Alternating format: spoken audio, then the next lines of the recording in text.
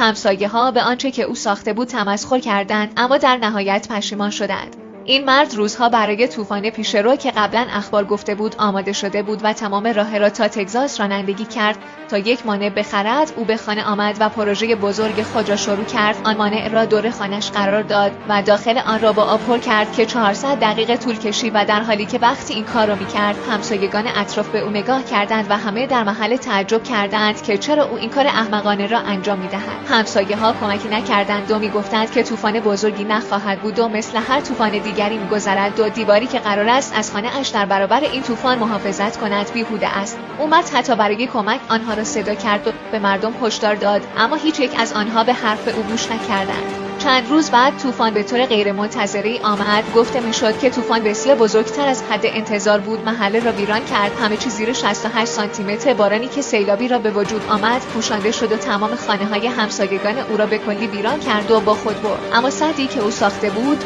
به طور کامل از خانه‌اش محافظت کرد. همسایه‌ها وقتی آن را دیدند پشیمان شدند که به حرف او گوش نکردند، در حالی که خانه اون مرد کاملا دست نخورده بود.